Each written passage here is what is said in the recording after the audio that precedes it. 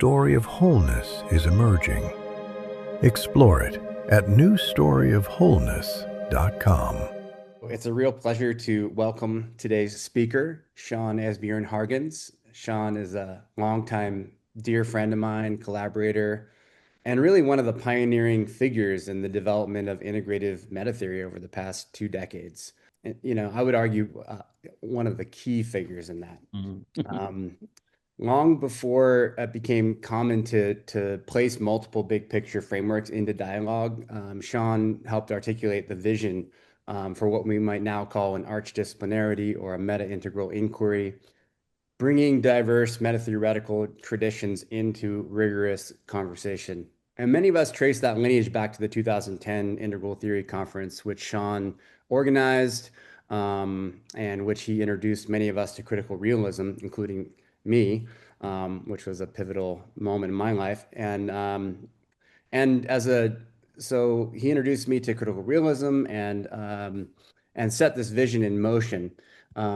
He went on to found the Critical Realism Integral Theory Symposium series that we co-organized, and ended up being a driving force behind this conversation. So Sean also was the co-editor of Metatheory for the 21st Century, Critical Realism and Integral Theory and Dialogue, Big Picture Perspectives on Planetary Flourishing, Metatheory for the Anthropocene, as well as the author of Integral Ecology, Dancing with Sophia, and numerous other influential books and articles in the space. So today, Sean serves as the executive director of Meta Integral. He's the chair of the Integral Noetic Sciences Department at the California Institute for Human Science, and he's the chief culture and people officer at a 120-person nonprofit organization, and probably like 5 other jobs that he hasn't disclosed to us yet. Sean's work has consistently challenged us to think more deeply, more integratively, more rigorously about the relationship between knowledge, reality, and planetary transformation. So it's a real privilege to welcome back my dear friend Sean to the Integration Society's Research Forum. So please join me in welcoming Sean Esbjörn-Hargens. Awesome. Thanks, Nick.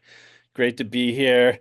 I still remember the first time I met Nick. I think my memory serves me right, was at the JFK University campus, and I think you were with Jordan, and you both came in to like register for class. It was like, I think it was with that old school setup where there were different tables with, different professors and departments lined up, and you went around and signed up. And I think Vernice introduced the two of you to me, and so just amazing to have journeyed and traveled through so much integral collaboration with you. So very happy to be here, very excited to be part of this series. And yeah, I think, if I was to sum up my journey in integral, it really has just been to like push the boundaries, like just keep grabbing for more, exploring. What is it we're not talking about? What is it, how can we do this better?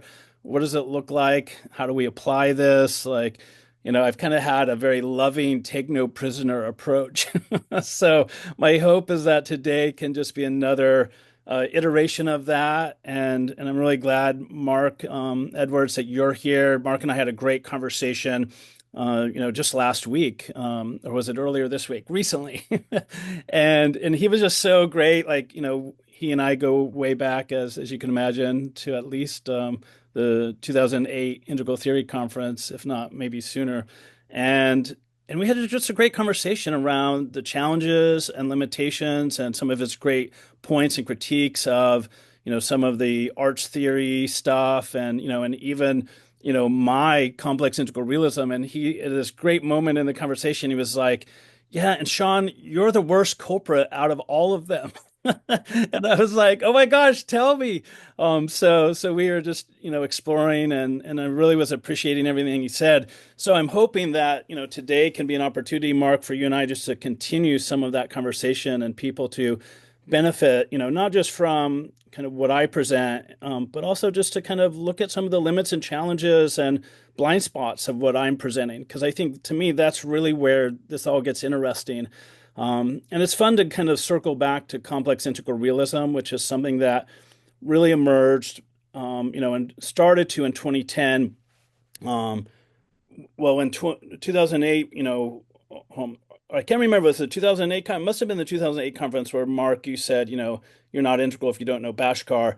And then I was like, okay, I got to figure this, guy out. So I started studying Bhaskar. And then in 2010, I wrote an article on climate change and ontological pluralism, where I started to really dive into ontology and kind of critiquing Wilber and looking at climate change as a hyper object or meta object, and so I drew in Bhaskar and actor network theory and a lot of things to kind of develop what I've spent a lot of time looking at, which is ontological pluralism. But that really put me on this road to kind of exploring complex integral realism, because prior to that, Sean Kelly, who's here, had introduced me to Edgar Morin when I was a student of his at CIIS. So Bhaskar was kind of like the third piece, the third leg of the integral stool for me. And then things really kind of went to the next level in 2013, and I'll use that as kind of my starting point for my slide presentation. So let me switch over to that. So yeah, so we had an integral theory conference in 2008. We had another one in 2010, and then we had our third one in 2013. And it was after writing that article on climate change where I really started to, and we started to kick off the, integral theory, critical realism symposiums. And I really wanted, for the next conference, I wanted to bring together Wilber, Ken, Roy, and Edgar. And so Roy and Edgar were keynote speakers for that event. And this is the cover page of the brochure for that conference. And the idea was connecting the integral cosmopolitan, like how do we connect these bigger bodies of knowledge, these different discourses, these different communities of practice, and how could that be very generative, right? And this was really my move to try and shift the integral community from a kind of a Wilber-centric orientation to a much more dynamic, dialogical, exploratory approach. And so, this is an example of me pushing the boundaries. Ken was not very happy about my efforts in this regard, but hopefully he's gotten over it. So that conference, I gave a version of this. I went back to the slide deck I used then and kind of cleaned it up and added some stuff, but it was kind of fun kind of going. I mean, that was 12 years ago. Oh my gosh. So I'm going to go through some of those slides with updated and just introduce to you this idea of complex integral realism. So the first quote that I used in the slide deck was this, and this is a quote from Ken, and it says, "But I should say that I hold this integral critical theory very lightly. Part of the difficulty is that at this early stage, all of our attempts at a more integral theory are very preliminary and sketchy. It will take decades of work among hundreds of scholars to truly flesh out an integral theory with any sort of compelling veracity. Until that time, what I try to offer are some suggestions for making our existing theories and practices just a little more integral than they are now." So I've always loved this quote. I've always loved this aspect of Ken's thinking and this open-ended exploration.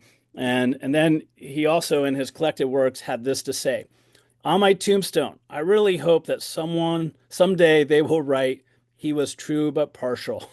So it's like, yes. So my bold idea was, okay, well, maybe integral theory is not as integral as it thinks it is, right? Which was, a bit of a heresy at the time, and maybe still is. And then, also inspired by Monty, who's a really important scholar of Edgar Morin and colleague and friend of Edgar. And I'll just say, Edgar just recently passed, just last month, or I think in April. And at 104, may we all live that long. And he just came out with his most recent book, or maybe it was he died last month, and he came out with his most recent book in April. So right up to the end, he was cranking out stuff, and I'm super excited to get an English copy. I don't know if it will get translated, but his most recent book apparently talks about his views on spirituality and the paranormal And so I'm because that's one of the other boundaries I've been pushing in the last few years. So I'm excited to see what Edgar had to say about that, because he doesn't say much about it in most of his writings. So anyway, so here Alfonso Monti says, Morin reminds us that every form of knowledge, every theory, and particularly any effort to develop an integrative perspective, such as integral theory, is a construction which draws on specific sources and not others as a result of choices, but also because of historical contingencies and the personal preferences of the theorists. This process of construction gives us an indication of the limitations of any view, no matter how capacious and integrative it is, but also points to the openness of the creative process that is involved in any such construction, the ongoing dance of constraints and possibilities that marks all paths of inquiry. So again, just really kind of highlighting the limits of even integral views. So there might be some pieces missing, right? Even though we have a big theory of integral, maybe there's some stuff that's not in there. And maybe we're trying to put some square pegs in round holes, like force-fitting things where they shouldn't belong. And, what quadrant does that go in, right? So sometimes things are a little more messier than, we tend to, acknowledge, right? So lions, tigers, and bears, oh my. Blind spots, square pegs, and messy, oh my, right? So even integrative metatheories can and should do shadow work. Like, what are their blind spots? What are they repressing? What are they ignoring? What are they distorting, right? So this was a real animating principle for me in 2013 when I was presenting to the Integral Theory Conference, of this idea that, even metatheories have to do shadow work, right? And what does that mean? And how might placing integral theory in dialogue with Edgar Morin and Roy Bhaskar's bodies of work serve as kind of a relationship, right? Putting them in relationship with each other as a praxis for metatheoretical self-reflection, right? Like, so how can those blind spots and strengths and different orientations and viewpoints be more clearly articulated as a result of comparison and contrast and a dynamic dialogue between those three approaches. And then Mark Edwards, who's here with us, here's a quote from him. The intention here is not to bring theories together in order to create the biggest and the brightest super theory that subsumes other explanations and understandings. Every theoretical position that has some valid research basis or authentic tradition of cultural knowledge behind it has something to offer, and we need to find ways of integrating those insights while also respecting their characteristic and often conflicting differences. What I'm suggesting here is not just another call for eclecticism or more interdisciplinary research. These responses to theoretical pluralism do not possess the necessary capacities for systematically linking multiple perspectives into an integrative framework. What is required is a balance between an integrative synthesis and a respect for the pluralism of perspectives. So I'll just say kind of upfront here that complex integral realism is often presented as kind of and I'll get into this in a little bit, in fact, with the next slide, as a preservative synthesis, which I think there is a way in which I did and do intend it to be that, and to some extent, but I'm also very appreciative of the counterpoint, the point that Mark is making here, of that, that you also lose something by emphasizing the preservative synthesis of like trying to bring these three approaches together and preserving them in some bigger, more meta move. I think there's something worthwhile about that, but I think there's also some problems and limits and challenges to that. And Mark is probably a better person for articulating some of that, because I think my natural personality and kind of theoretical orientation is more to like kind of the synthesis move, right? So here's a chart from his book, right? So the first position is integrative monism, right? And then there's, non-integrative pluralism and then integrative pluralism at the bottom. And it's worthwhile to note that, Roy Bhaskar also talks about integrative pluralism. So anyway, so I'm not wanting an integrative monism. I am wanting and view complex integral realism as an integrative pluralism with slight preservative synthetic tendencies, if you will. Right. So it's not one integral ring to rule them all, right? That's not the move here. I think that's, problematic, to say the least. So here's Roy talking about integrative pluralism. This necessitates, at the very least, a multidisciplinary approach. However, the fact that the outcomes may themselves be emergent means that the additive pooling of the knowledge of the different disciplines will not be sufficient, and that instead what will be required will be a synthetic interdisciplinary integration of the knowledges of different disciplines. The approach adopted here may be characterized as ontologically a developing integrative pluralism.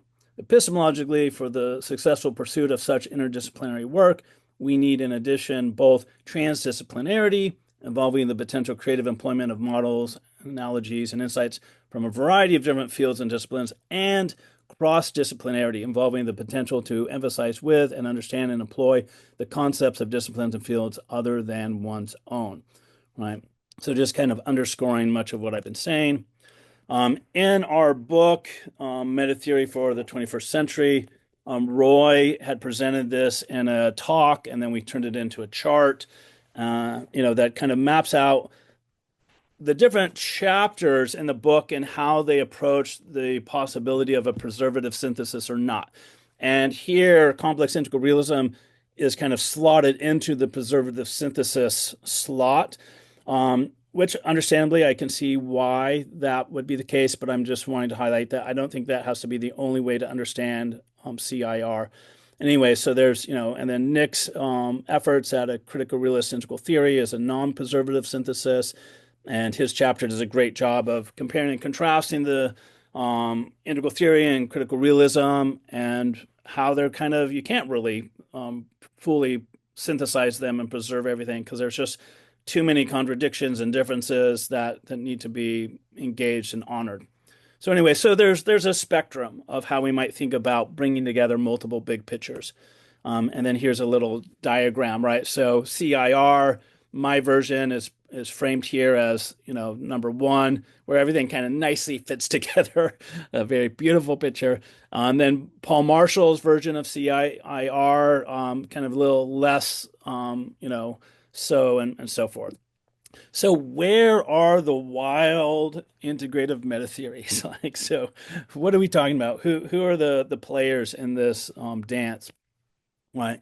So complex integral realism, this is just a draft kind of definition, is a post-formal integrative metatheory that explores the dynamic and stratified relationships within and between subjective, intersubjective, and interobjective aspects of reality.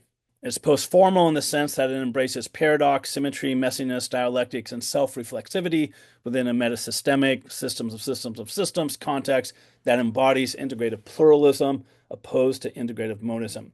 So right there, this highlights that I never intended CIR to just be a preservative synthesis, that I'm much more interested in it being that as well as not being that. It's integrative and metatheoretical in the sense that it uses a metadisciplinary approach that draws on various unit theories, integrative theories, and integrative metatheories, with examples listed there. And this comes from Mark Edwards' work as well. So in some ways, complex integral realism is a metatheory of metatheories, or what these days is referred to as an arch theory. So at the time, I presented the framework I'm about to show you, which kind of is, again, drawing on Mark Edwards' meta studies framework. And, Mark, I can imagine it's one of those things where it's like, on the one hand, you're excited to see someone using your work. And then on the other hand, the way they're using it maybe is not exactly what you intended, or as you pointed out in our conversation, there could be some improvement. So, Mark introduces this idea of unit theories, and so I highlight how there are different unit theories associated with the big spheres of I, we, and it. And then there's these integrative theories also organized to some extent around the I, we, and it spheres, though many of these integrative theories touch in on, more than one of the big three spheres. So I'm not trying to be exclusive in any way, just highlighting tendencies, preferences, areas of focus.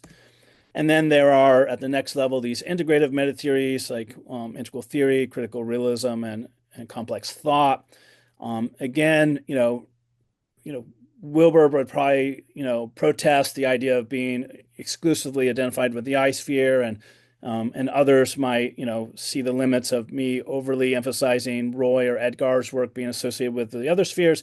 So again, it's not about a kind of an exclusivity. It's more about trying to appreciate and understand patterns and honor depth and capacity and emphasis. And then, here's this metadisciplinary framework. And Mark pointed out how there are these, different integral lenses at each scale of this, right? And so, this chart I think is very limited.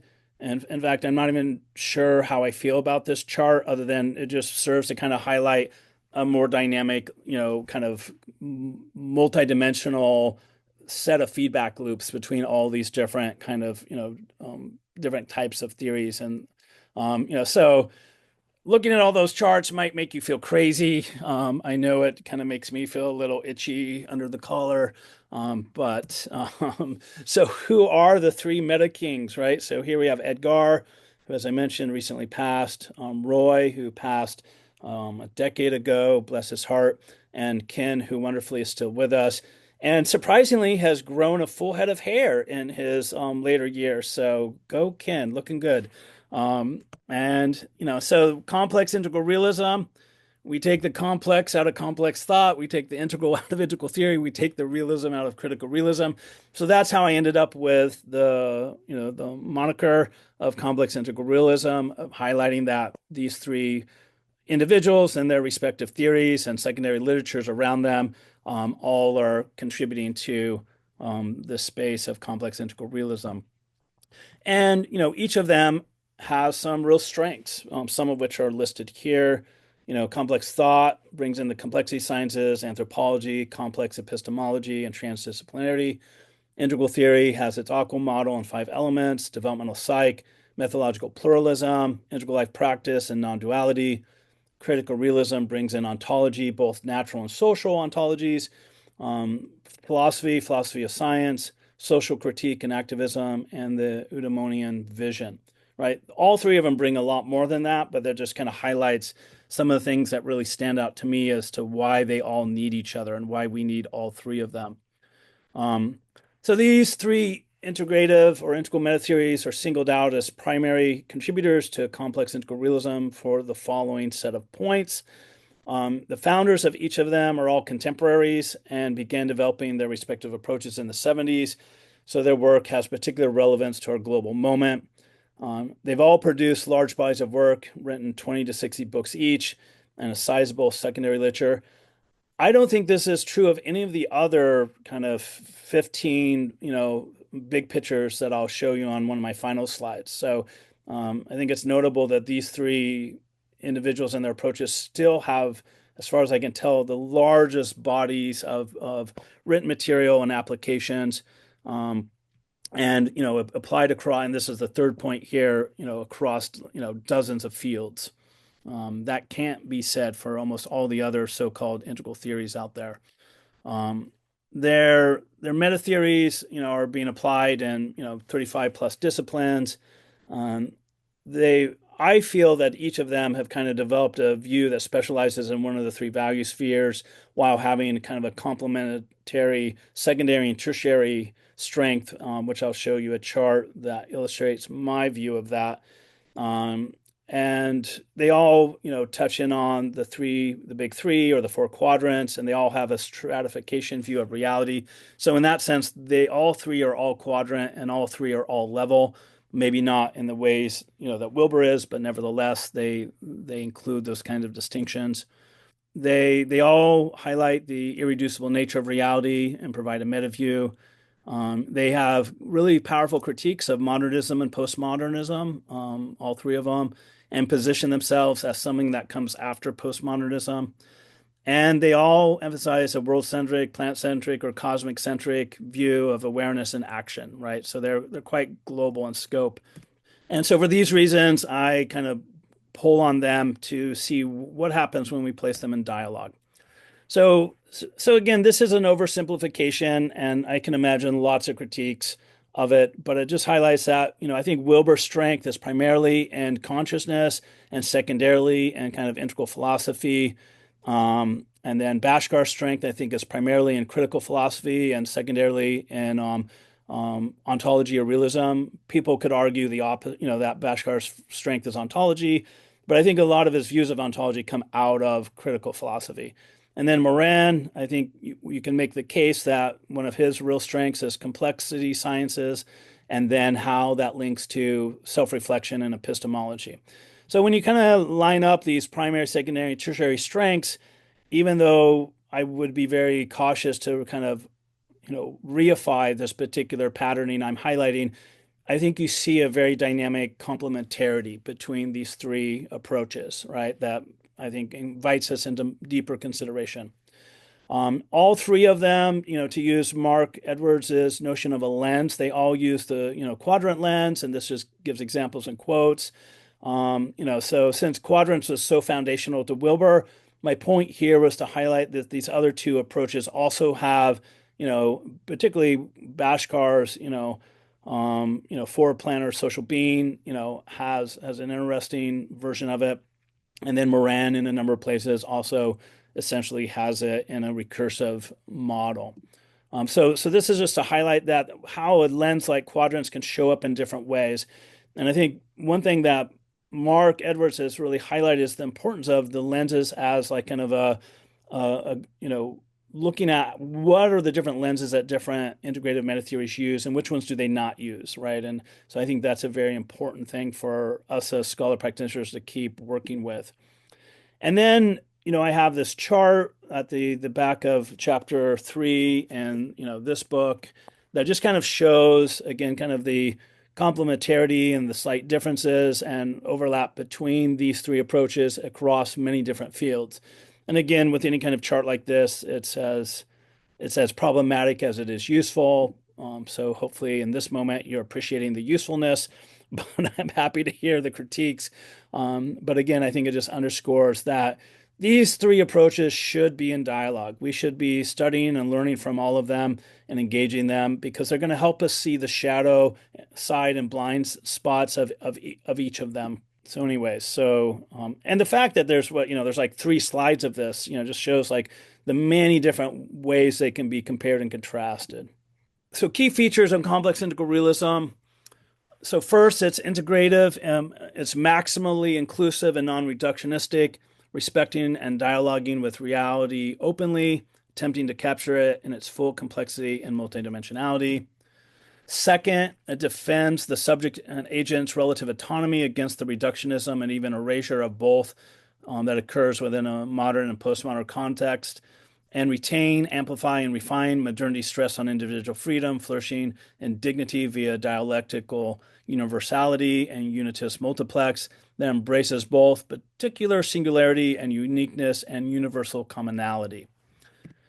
Third, it adopts a strong, non-naive, and critical realism that embraces a weak social constructivism, disambiguates clearly between ontology and epistemology, which remain distinct and at the same time inseparable, is keenly aware of the epistemological structures and distortions that affect the knower, and incorporates a critical realist's holy trinity to avoid postmodern judgmental relativism and rejection of objective truth, which leaves us helpless to confront the complex real world problems of today. Fourth, it embraces a rationality that is integrated with affectivity, open, critical, and self-critical, unafraid of ambiguity and contradictions, and geared towards transformative praxis, right? So this is just not abstraction for abstraction's sake. This is how do we transform the ways we think and feel and talk and relate and love and connect and show up in the world and act and make the world a better place? Because if it's not doing that, then we really should be asking ourselves, what are we doing? Fifth, hold a post-formal vision of a unified, holistic, stratified, and open totality, one that is built upon a spiritual infrastructure and that possesses a tendential, rational directionality that is moving creatively and fits and starts and non-linearly with regressions and progressions towards an ever greater external complexity and internal consciousness. Sixth, see humanity as an integral part of the cosmos and Earth, having emerged out of the bio and physiospheres, and thus including the totality within oneself and moving tendentially and non-linearly, in large part through its own transformative practice towards an ever greater freedom, universal flourishing, and self-realization. So I think one of the core polarities, and again, Mark Edwards, I think, is really good at pointing this out, that the last 2 points, 5th and 6th, there's a telos, there's stratification, there's stages, there's levels, there's unfolding. Mark's critiques around an altitude sickness, I think, are really important. So I think there's a tension, like how do we talk about and benefit from some of these ideas as represented in the 5th and 6th point, and really be aware of their shadow side and their downside and the problems they also introduce, right? So I think integral community and integrative metatheories really need to keep wrestling with this. I'm not satisfied with what I see out there in terms of the dialogue, the discourse, the approach to this. I think we need to keep going deeper with how do we navigate that polarity. And finally, include a deeper interiority that reaches down to the non-dual absolute reality that underpins and sustains the relative world of duality and our essential nature, allowing for both a reverent spirituality based on contemplative phenomenology or a secular one based on philosophical reflection, as Roy does so wonderfully. And there are, of course, many other ingredients of such a postmodern vision, but these are just a few that have been distilled, right? So this is Paul Marshall. All these points come from Paul Marshall and some of the work he presented at ITC in 2013. But I find them very resonant, and while I might disagree with some of the language or some of the elements, I find in total they're pointing in a direction that I think is useful and worth engaging. This just gives kind of a summary of that, so I'm going to skip this. So there's our big, beautiful marble floating in space. Another quote from Mark Edwards: global problems of the scale that we're currently faced require a response that can navigate through theoretical pluralism and not be swallowed up by it. In saying that, 21st century metatheories will need to be different from the monistic grand theories of the past. They will need to be integrative rather than totalizing, pluralistic rather than monistic, based on science and not only on philosophy, which is a really key point that I hope we talk about more. Nick has made a distinction in one of the charts in that book I held up between kind of a philosophical integrative metatheories and scientific integrative metatheories. So I think that's worth exploring together today. And then continuing on, methodological rather than idiosyncratic. Another key point with my PhD students, and I've reached out to Mark and asked him to help me with this. We're developing kind of a metatheoretical, methodological framework for dissertation students to do theory-based dissertations or metatheoretical dissertations, because I feel that even if you're doing a theoretical dissertation, you should have a method behind the madness, to quote one of Mark's early articles in this space. So we're developing that for the integral noetic science students. And it'll allow students to choose lots of different methods at different stages in the process, but that they need to demonstrate how they arrive at their metatheoretical positions. What was the method that led them there? So from find inspiration and theories from the edge more than from the center, and provide means for inventing new ways of understanding as much as new technologies. So that comes from Mark's book. So metapraxis, right? We need to read each other's integrative metatheories, become familiar with their distinctions, terms, examples. We need to engage scholars from those various camps so we can understand their distinctions from the inside out, not just through our own preferred lenses. We need to be transformed by them, let them shine a light on our own blind spots, and let us be supported by their strengths and expertise, draw on their work in our own writings and applications. And ideally, we work together in joint projects and collaborations where our metatheoretical orientation is challenged by theirs, and we find ways to work together in doing research and practice. So complex, that's pretty complex. That's complex. Integral, this is my kind of integral pluralism, my enactive model of how all of these elements kind of work together to enact reality. So this is a set of pluralisms inspired by I think a long list Mark Edwards had in some place. There's epistemological, methodological, and ontological pluralism kind of at the core, but then you have spatial and temporal pluralism, and even that can fall within a larger soteriological, axiological, or theoretical pluralism, right? There could be many ways to understand the relationships between these pluralisms, but my point is that we should be dancing with all of them. And then this is just an example or illustration of that model kind of in action. And then realism, this is me, riffing off Roy's real, actual, and empirical, and what the ontological dimensions might look like across physical, social, cultural, and psychological ontologies. So first, second, and third person spaces, right? So these are just charts that I created to kind of articulate different aspects of complex integral realism. So how big is your integral toe, right? What does your everything leave out? Here's a list of most of the, at least the ones I could think of. You might know some others of kind of all the big pictures, approaches out there. Not all of them are integrative metatheories, but they all are big pictures. The ones in blue, are the ones that I actively engage and draw on for complex integral realism, which is in green. At the bottom, I'm highlighting my work in exostudies and my more recent work around non-dual polarity dynamics. So all of that draws on all the other approaches in blue. And here is my assessment of kind of the IAM community and the integral community in general. You're all very good at engaging all the ones that are not highlighted. I've not seen you all engaging the ones that are in yellow, which I'm drawing on a lot for my work with exostudies and anomalous experience and paranormal realities. So I would be interested, to see this community engaging those integrative metatheories more, especially Vernon Knepp and Edward Close's work. Their TDVP model is kind of dense, but it's pretty impressive.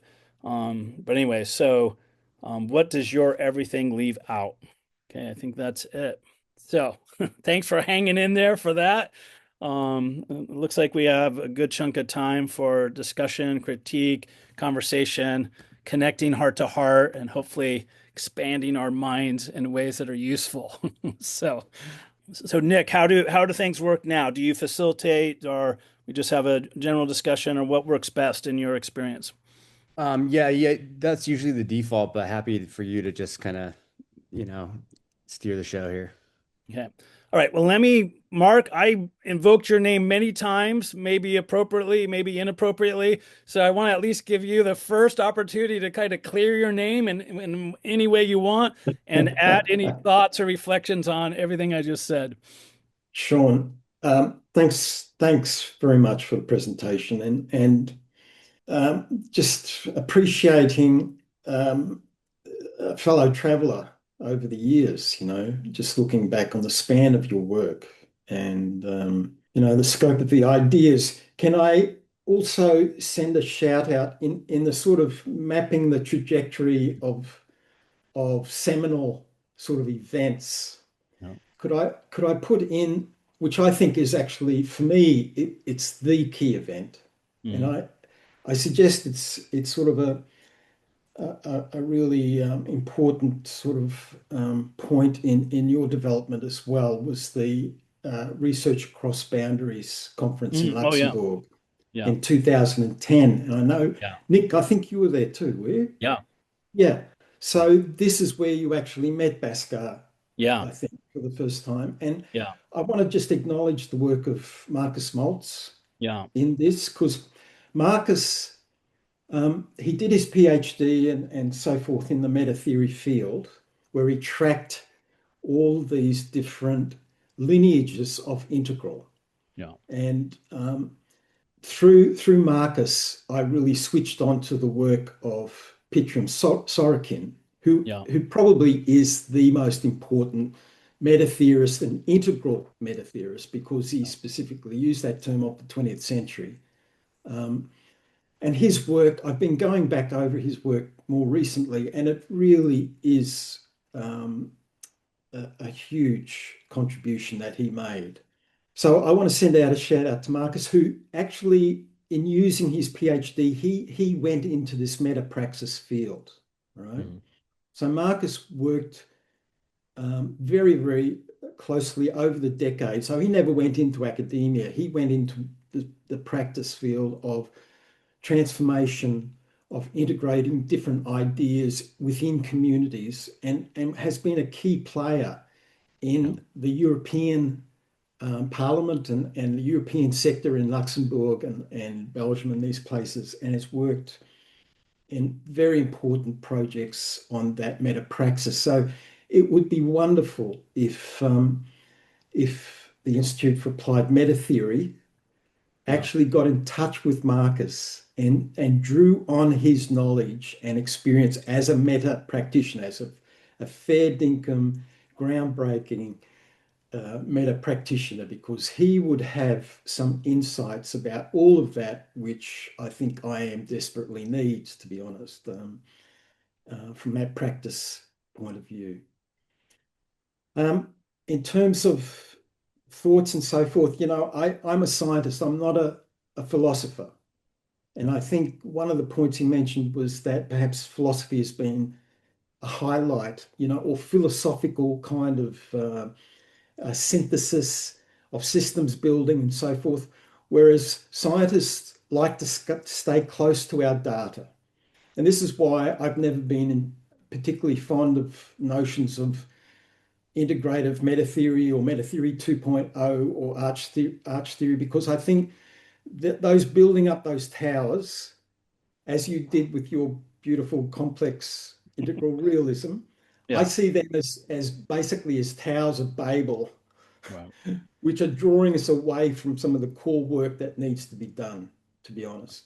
And that core work needs to be within a clearing that accepts all of this, the towers of Babel, but also the towns, the one-story towns where most people live and where most people flourish.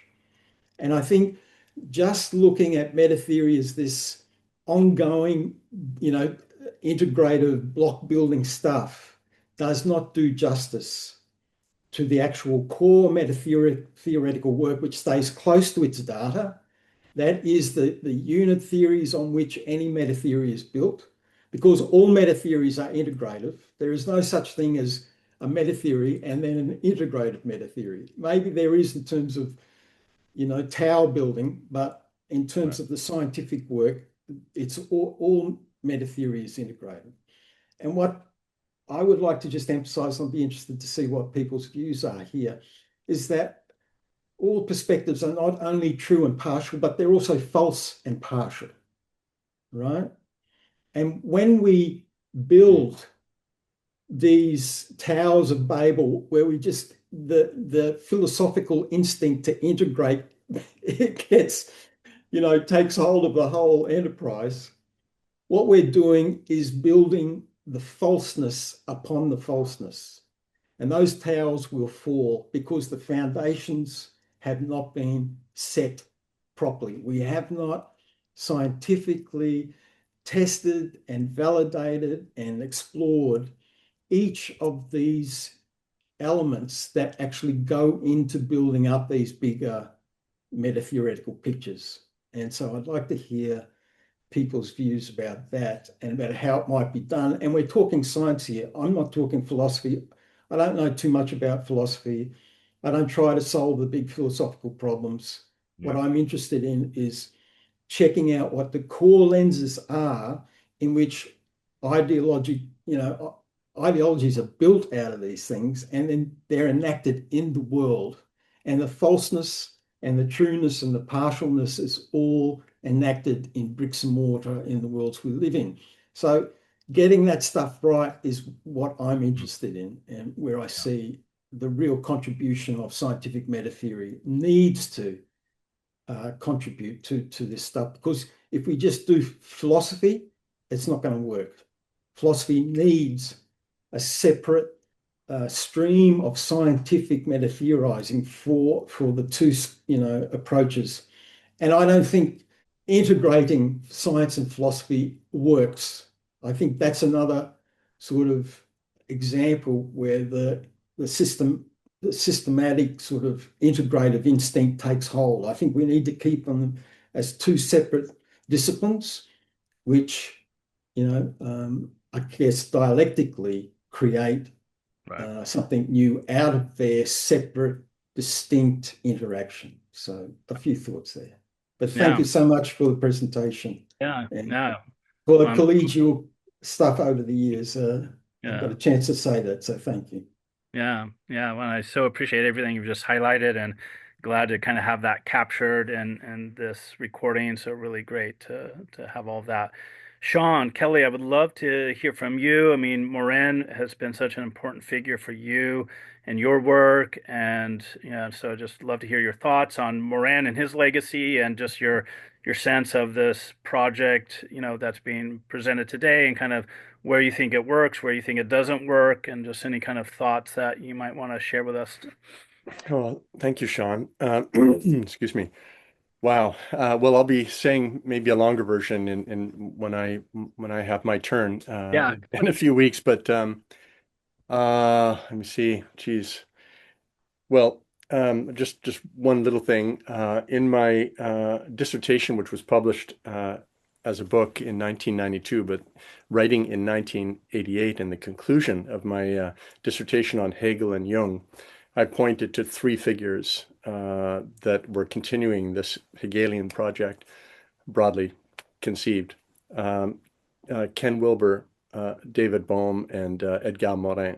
Okay, and I said that the new paradigm that Ken was speaking of, which he characterized as a sort of meta-disciplinary, transdisciplinary paradigm, should look at particularly Edgar Morin. And as you know, from that time, from 88 on, I began drawing from Edgar's work to put the competing paradigms in transpersonal psychology into dialogue with one another, and also to effect a kind of radical critique, as you know, of Ken Wilber's Integral, an appreciative radical critique. So the encounter between Morin and Wilberian Integral, more broadly, has been going on at least since 1988 or 1992 with my book, and then my various papers and so on. But having said that, I want to first of all just commend you once again, Sean, for your not only your broadness of mind, but your generosity of your heart mind, and for having the the courage and insight and motivation to broaden the integral framework, to invite in others into this integral framework in the way that you did. I think it was just so needed and has been so generative, as we can see, and particularly for bringing in Edgar, who was such, I mean, Nick knows and Bruce knows. I went to Paris to see Edgar for his birthday, but he fell ill right before, and even though I was in Paris, he knew I was there. I wasn't able to see him in hospital, and then he died like a week after I came back. So, but one last thing, I love your presentation. It's so refreshing. I mean, and hearing Nick's and Bruce's before, it's just a sense of small c Catholic spaciousness and generative inquiry that I'm so loving. One thing, and I know you said that in your suggestion, these are just emphases, they're not pigeonholes and so on. But I would say that I really hope other meta theoreticians and aspiring integrative theorists will not limit Edgar to the it. And I think this is an artifact of only a fraction of his 80 volumes having been translated into English, perhaps. But he has a whole volume on the noosphere and ideas, right? So bottom left quadrant. He has a whole volume on looking at the relation between brain and mind and integrating psychoanalysis and so on. So he's got all the quadrants are there in his work. They have been all along. I'll just say that, but that's for future, for future inquiry. Basically, just, oh yeah, that's it. I could say more, but I don't want to go on too long. Just thank you, Sean. That was just brilliant. Yeah, and totally agree. And glad you're highlighting that point with Edgar, right? So, and just to kind of reiterate, the framing for me is that of the three, Edgar was was a scientist in a way the other two weren't. Like Edgar was involved with complexity science and on the ground and, in California and elsewhere, and like has like speaks the it language in a way that Ken never did. And Roy didn't so much, even though Roy approached it philosophically and philosophy of science and so forth. So it's more kind of highlighting that there's a way in which he has a particular kind of familiarity and expertise in that domain that outshines the level of expertise and firsthand kind of knowledge that the other two. And similarly, Wilber has that with developmental psychology and non-duality and transpersonal psychology. And then similarly, Roy does that with philosophy and right. So there's kind of like it's like kind of a place where they really have a lot to say and they really know those domains inside and out. But it's not to take away from all the other ways in which each of them ventured into other places. And it is true, like Morin's work, I mean, he's written several books on anthropology and media and, autocritique, his own journals, right? So it's like we would be very misguided to not acknowledge, his wide-ranging, firsthand engagement with, at least a dozen different disciplines, which is why he's so associated with transdisciplinarity, right? Because he did that like directly, right, by engaging with all of those disciplines. So, yeah, thanks, Sean. I'm also coming back. Oh, go ahead, please. No, I was going to say thank you. Yeah. I'm going to go to you, Nick, next because of your background with Roy and your visionary realism. And I'd love, just you to kind of compare and contrast what you're doing with some of what I've shared. But before I do that, I just want to come back to you, Mark. You mentioned Sorokin, who I agree is like a really kind of unsung hero and an important figure. And I've often been surprised that the integral community and even, the contemporary expressions of it have not explored integral sociology more, right? And you have more than anyone, like with George Ritzer and others. And I find integral sociology really an important kind of case study of integrative theorizing and metatheorizing. And for a while, like I was kind of like, why are there all these kind of integral thinkers in sociology? But then I realized that, well, sociology is at the intersection of the hard and soft sciences, if you will, and of the psychology and sociology and and behavioral. Like they're really they're trying to integrate the three spheres in a very practical context in terms of society, and so it would make sense that you would get a lot of integrative thinkers because they're familiar with first-person data, second-person data, and third-person systems and behavioral realities. So then I don't know if you would agree with that assessment, but regardless, I do feel like the domain of integral sociology, with Sorokin being kind of a founding and figure, is worth all IAM community members to take another look at and dig into some of that material. So I'm really glad to hear that you yourself are revisiting it, and hopefully we'll see some of that coming forward from your own work. Anything you want to add to that before I go to Nick?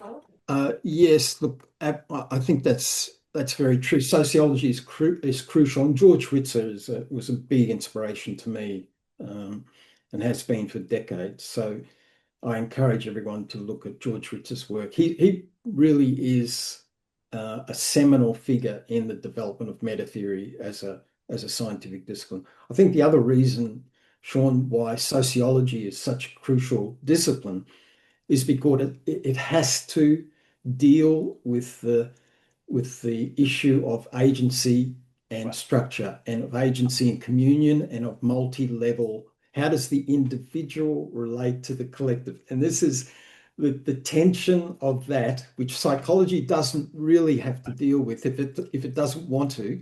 It can ignore that.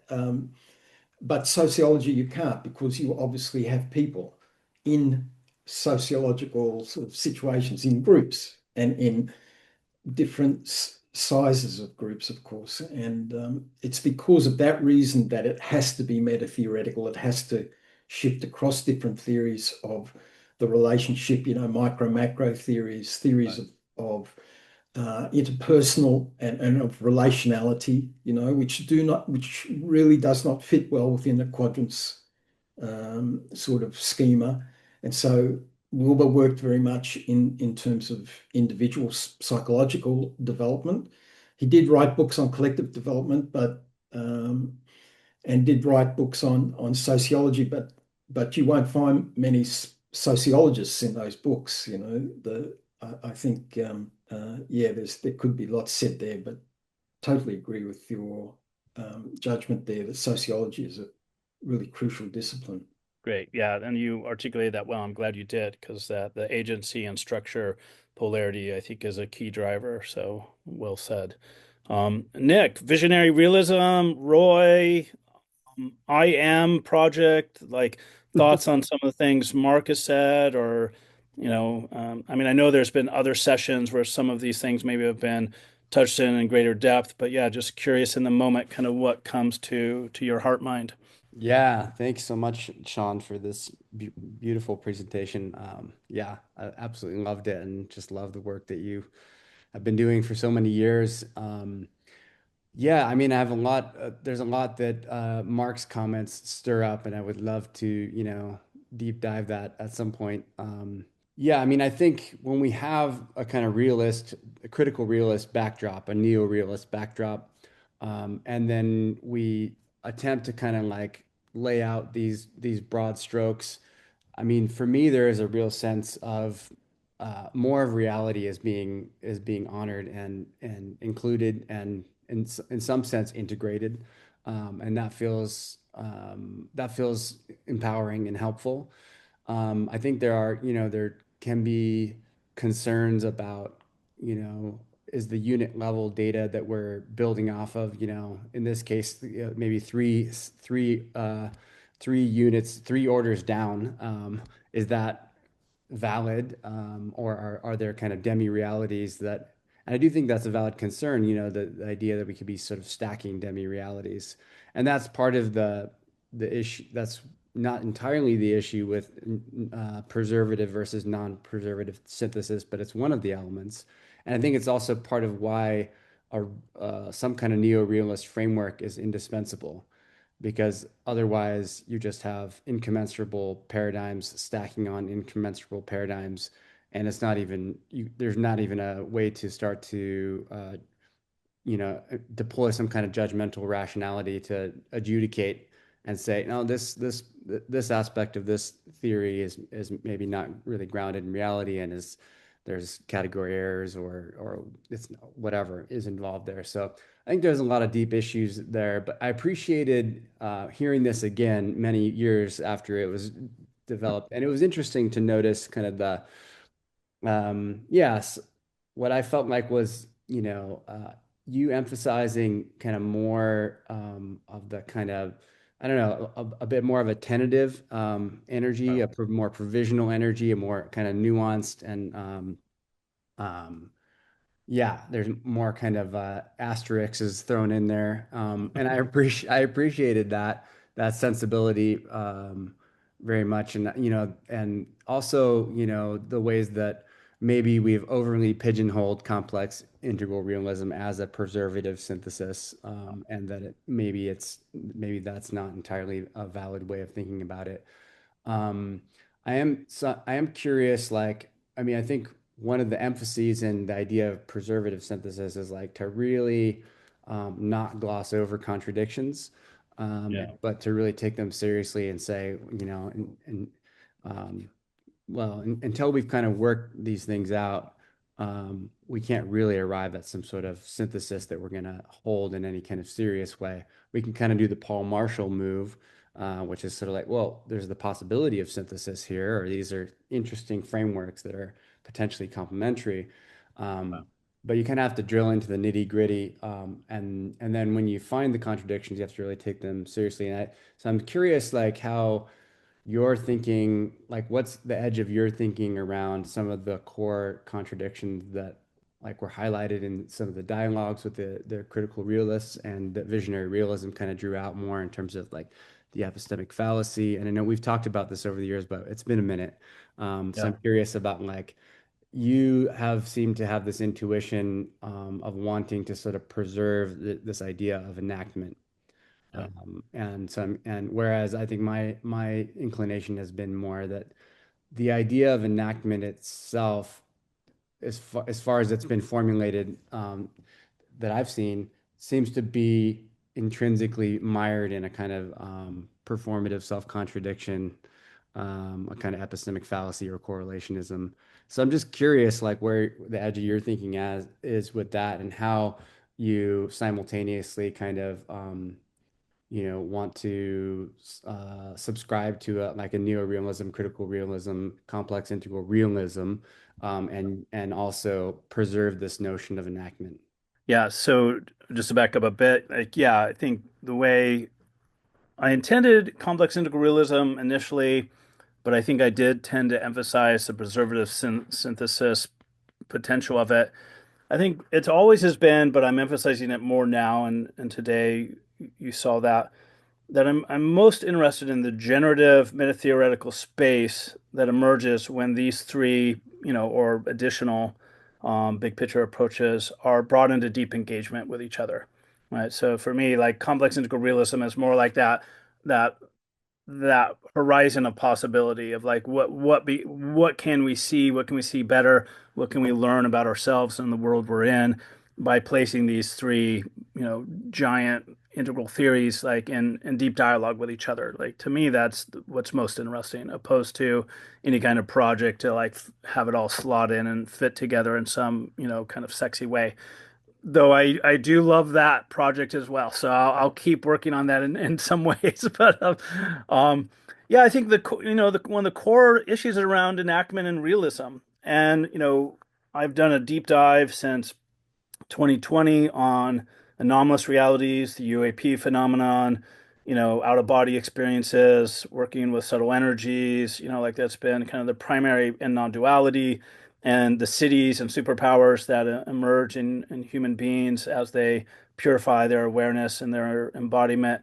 Um, and all of that has helped me appreciate the multidimensional nature of reality. And so I no longer see it as a like I have to choose between enactment and realism. Like I think it's like a both and, right? So I think something becomes possible when we highlight a more realist frame, and something becomes possible when we highlight the more inactive frame, right? And I think there are very powerful and active dynamics. Like in different contexts, some things might be more inactive than others, right? Like there's different constraints and possibilities depending on whether we're talking about physical laws or biological realities or social or psychological realities. So there's a spectrum of enactment, right? And I don't think we've done a good job of kind of articulating what does enactment look like at kind of those different layers of dense reality, and our how might we most appreciate the inactive, constructive, participatory aspects of phenomenon.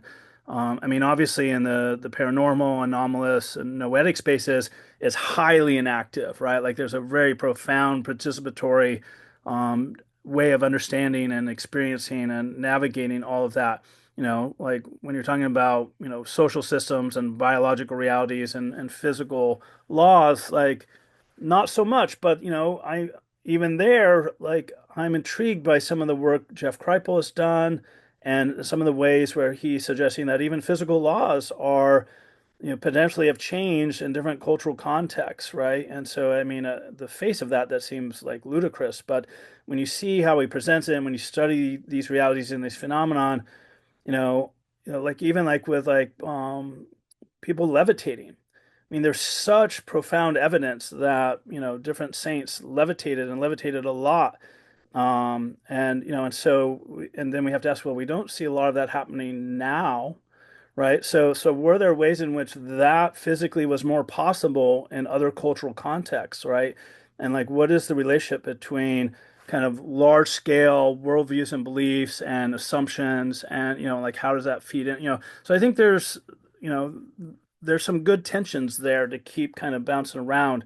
And I think there's something to be say about a realist frame, right? Like you can, a rock landing on your head hurts, right? So, and so I, even though you and I in our conversations tend to polarize with me being the inactive guy and you being the realist guy, um, when I'm around people talking a lot about enactment, I tend to emphasize the realist side of the street, right? So I think it just kind of depends on, and I think my work around, polarities and non-duality, which is more recent over the last couple of years with my varieties of non-duality course, I'm tending to look at things more and more through kind of the lens of polarity, right? And so again, enactment and realism, it's a polarity, right? And I think, in some contexts, one might be a stronger pole or a more reliable pole or a better lens or frame to make sense of certain situations or aspects. But in other contexts, it might flip, right? So I'm really not interested in like having to necessarily choose one. I'm more interested in like in what context does one become kind of more useful or viable or defensible than in another context. And then I think the other thing, the big thing that I felt the battle between Ken and Roy, to playfully frame it that way, is between individual enlightenment and collective, social awakening, right? And like how do we critique our social systems and create conditions for flourishing at that scale? And how does that or does that not interface with individual awakening? So that tension and why I think both of their approaches are really contribute a lot to the conversation because yeah, so those would be the two core kind of tensions between those systems. So good, we have a bunch of hands up. Nick, before I call on people, any quick comments or responses to what I've just said? No, it's great. I love it. I mean, I think we should drill into this more one-on-one, but yeah, I mean, the participatory kind of element, the causal recursivity element, like that versus kind of like radicalizing that to the point where we're not talking about a realism, even in a kind of process-oriented ontology, right? Yeah. And so, yeah, there's some stuff that we could drill into there, but I think I've often felt that our positions are closer than we sometimes think. But anyway, thanks for that, Sean. Yeah. This is the last thing I'll say on that, and then I'll go to you, Brandon. Studying the anomalous realities and reflecting on my own experiences, I keep walking away from all of that with the sense that matter is much more playful and dynamic than we often think. So that's kind of shifted my view on some of this as well. Brandon, what do you have for us? And then I'll go to Sean Kelly and then to Mark Edwards. So looking at this complex integral realism, like you're trying to take integrative metatheories and see what they have in common and how they're different, and maybe have a certain way of structuring their comparisons with that diagram you had with the first, second, and third person epistemics. Like you're using that lens as a primary pivot point. I want to point out, though, that there are some onto-epistemological background assumptions even with that lens. So you're essentially doing a certain kind of, I don't know if I want to say it's like, the most neutral it could be. Now it does make intuitive sense to me, and it's very powerful.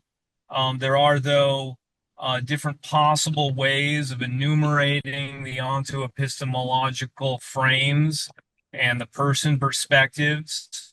And for me, it's contentious whether it would need to stop at 3. Like I would say that you could just as easily say, in fact, I would say it makes more sense to me. Those align sort of with the quadrants, but like kind of as a zigzaggy way of looking at the quadrants. And those unfold, I suppose, because of the way in which epistemology works. There's this like understanding of the self, and there's intersubjective. So like when you become able to understand the objective, so there's that kind of unfoldment, and that makes sense to me. But that's still rather contentious and and open to potential debate. So that's just what I want to say. Is that first, second, third person primary pivot point is open to different perspectives on that even. Yeah, totally agree. And to use Mark Edwards' frame, essentially I'm using one lens there. I'm using like the big 3 lens or the triadic lens. And arguably that lens favors Wilber's model, and it comes out of Wilber's model. Wilber model uses that lens a lot. So it's not very fair in a sense to kind of use Wilber's architecture as the architecture of comparison. So absolutely, we would want to use additional lenses, different lenses. We would want to explore a comparison, using a predominantly Bhaskarian frame, right? And likewise a Morinian frame. So, we would want to do that. So totally resonate with that critique and think that's important, and glad you brought that up. Sean, Kelly, and then we'll go to Mark. Yeah, just on that note, Edgar uses very often individual, society / culture, and species, right? It's his version of the big three. But just a little note on the question of an action. If you find it useful, if you don't know it, you might be interested in looking at my chapter in the participatory turn, edited by I have it. Yeah, Jorge and Jake, where I bring Edgar's complexity approach to the question of participation, and draw particularly on Morin's revision, complexification of the enactive paradigm from Varela and Maturana and so on. So instead of just autopoiesis, as you know, I'm not telling you any, but for those of you who may not be as familiar as Sean and Nick, Edgar characterizes all living systems in terms of auto-eco reorganization, right, or self-eco reorganization, rather than simply autopoiesis. And what I propose in this chapter is a distinction between enactive and embedded participation. So participation in this case is the broader concept, but instead of collapsing participation or the participatory paradigm into an action, pure and simple, we need to recognize the realist dimension and say that all participation in fact involves embeddedness in the real, which is the body, earth, cosmos, being, etc. So just a little point in that direction. Awesome, thank you. Yeah, and these kind of conversations are so good because it's like, yeah, I have that book. I read that chapter like a year after it came out and have totally forgotten it, so to be reminded and go, oh yeah, I want to go back and reread that. So that's awesome. Thank you, Sean. Mark. Yes, I was also going to raise this point of enactment that the discussion, Nick and Sean, that you were having, and that Sean mentioned there.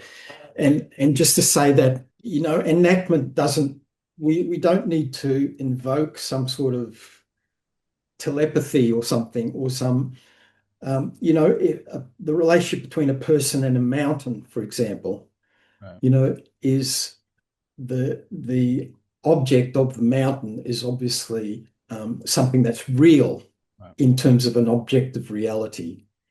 But if that mountain is looked at with a view that it contains iron ore and you can make lots and lots of money out of it, you can enact that ideology onto the mountain and completely remove it, and it no longer exists. You don't have to levitate it or anything like this. The enactment idea, or that sort of lens of enactment, means that as humans, we can take our ideologies and embed them into those realities and completely shift that reality from being a mountain of iron ore, or that mountain might be Mount Arunachala in South India, and Mount Arunachala might be full of iron ore, but the eyes that behold the mountain enact completely different realities. And those realities have got physical bricks and mortar outcomes. It's not just the spiritual sort of ethereal idea that people who are looking at the mountain have. They actually participate, as Sean was saying, in completely different realities, which means that the outcomes are totally different. That's what enactment actually means. It's not some sort of ethereal thing that we have to evoke some unseen powers about. It's fundamentally to do with human ideologies and human engagement, and there's a wonderful theoretical position on this. It's called material engagement theory, and that's used in a lot of these sort of contexts, and I recommend having a look at that approach, material engagement theory. Yeah, great. Yeah, I will. Yeah, there's an example I often give, in integral ecology, but I've used it over the years and continue to develop it. and that is like around the tree, right? So you have a tree in the forest. It could be your mountain, but so you have a tree, and there's the experience of the tree that the deer has, that the ant has, that the lumberjack has, that the ethnobotanist has, that the hiker has, right? So they're all enacting a different tree in a sense. But this is where, Nick, I think you and I often kind of dance around. Like for me, the view is like any enactment, in this case of the tree, does not exhaust the real of that subject or object, right? So to me, I'm not positioning enactment in contradistinction to the reality of something or the realness or the third person dimensionality or materiality of something.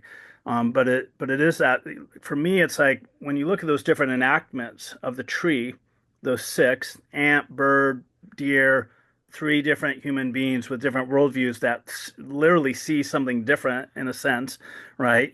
They see lumber, they see medicine, they see shade, right? And that, like which tree is the real tree?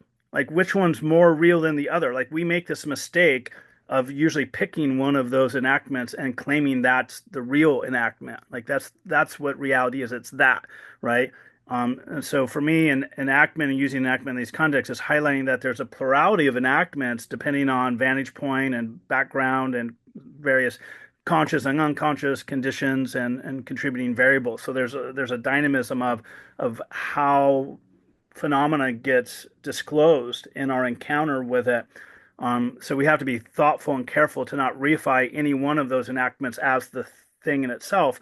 But that doesn't mean there isn't something on the other side of that thing, right? Like what is the tree that exists beyond any one particular enactment of that tree, right? To me, I find that a very interesting question. What can we say about it?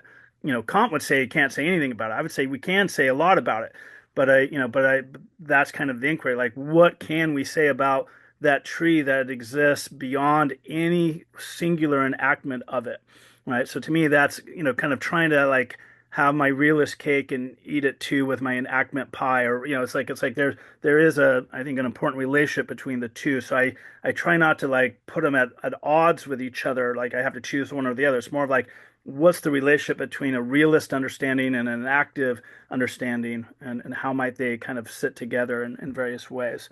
So we have a few more minutes.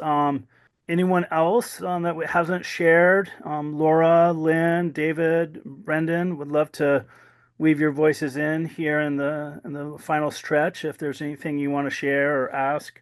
Thanks for being here, and I love your last question about the tree. So let's Awesome. answer it. And at some point, would love to hear the names that have been referenced too. Mark, maybe they can put in the notes somewhere. Anyways, thanks for being here. Much gratitude. You bet, Laura. Great to reconnect with you here. Yeah, thanks too. It's just every one of these talks just enlarges my picture. It's really, really wonderful. Appreciate it. Great. Well, we'll give Jose a big hug for me. And great to see you today, Lynn. Yeah, you too. Brendan, curious on your thoughts. I mean, you're a big player in this space and have spent a lot of time engaged with a lot of these ideas and your own projects of metamodernism and beyond. So yeah, would love to hear kind of what's most enlivening for you in the territories we covered today. Yeah, well, again, thanks. As everyone said, this is good stuff to go through, and I appreciate you sharing on your work and all that and all the work that you've done. Yeah, I mean, in 5 minutes, hard to unpack the intricacies of realism versus enactivism. Is there a world out there and the phenomenal and the new and all that? So probably won't have that. But that is what's kind of most alive for me coming out of this is sort of there's an interesting polarity, I think, here that will be really interesting to try to navigate in our symposium and as part of this project more broadly of a kind of pluralistic desire to, preserve as much as possible, I suppose, and to not collapse things or reduce them, to do a kind of what Bruce calls that ontochoreography, be invited into other models and perspectives, and do that as a kind of interpersonal practice and a philosophical practice in some ways.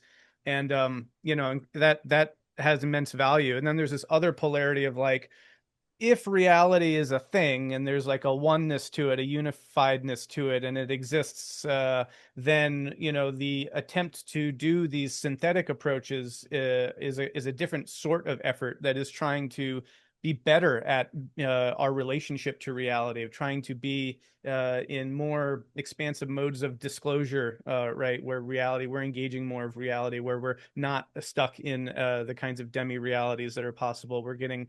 You know, so and then that seems to require a different maybe set of skills or a different sort of project. And I think what I'm sitting with is sort of the potential tensions we'll navigate in terms of trying to do both of these simultaneously. I think both of them are really valuable. I think they go together, but I think that they also do lead to different kinds of outputs in terms of the preservative thing, where you can sit with a lot of that pluralism, and then also, you know, the sociological aspect of interpersonal beings wanting to be, you know, no one wants to step on anyone's toes or say, well, you're wrong, or I disagree, at least, right? It's very nice when we can come and say, hey, this is all great, but obviously then, you know, like, using quantum physics as a model, right? Like, is there an infinite number of many worlds? Is there is there a collapse of the wave function a particular way? Is there a Darwinian universal quantum Darwinism going on? Is there some Einsteinian thing that's actually happening, right? Like,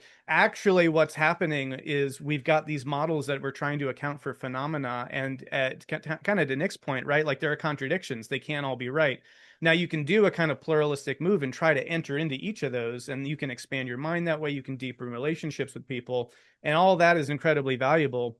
And there's also this thing of, well, what's really going on, right? Like, what's going on with the thing? So, yeah, I think that that's what's coming up for me, is a really interesting polarity to navigate, as trying to move between all of those spaces. And I think it'll be something that, you know, as we move into the symposium and we get a collective read on kind of what we're all showing up with and what our individual orientations to a project like this are about. I think that that'll be rich, and it will be, but also a challenge. So that's, I'm, you know, not one to shy away from those challenges either. And I think everyone involved in this conversation is good-hearted and epistemically humble, and interpersonally, yeah, just very kind. So I think that there's if there's a space in which we can do that kind of dance together, this is a really good one to be operating in, has high chances of success. So anyway, hopefully some of that made sense. But yeah, that was what was coming up for me, and I'm looking forward to dialoguing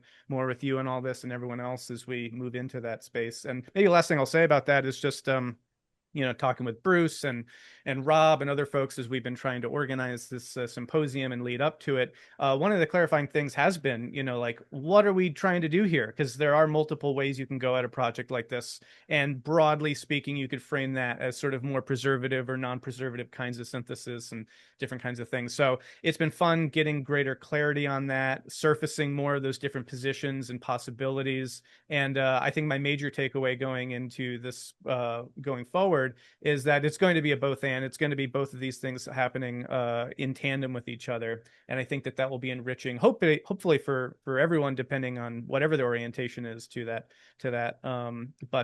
Yeah, so again, hopefully that made sense. But thanks again so much for what you shared here and for all the incredible work. And as it's been noted, I mean, you've been such a key figure in this space. And well, I have got them right behind me, but these anthologies and the work that you've been doing for over a decade now are, you know, they're seminal to the field. So appreciate what you're offering, and yeah, thanks for sharing.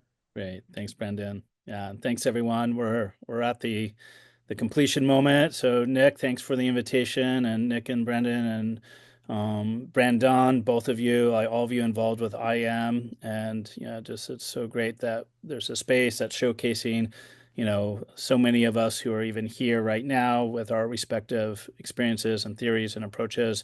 And so wonderful to reconnect with a bunch of old friends today. And yeah, I look forward to continuing to dance and explore all of this with each of you and with IAM in general. So be well, and thanks so much. Thank you so much, Sean. Thanks, Sean. That was great.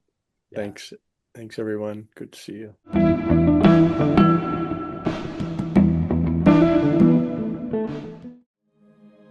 The new story of wholeness is emerging.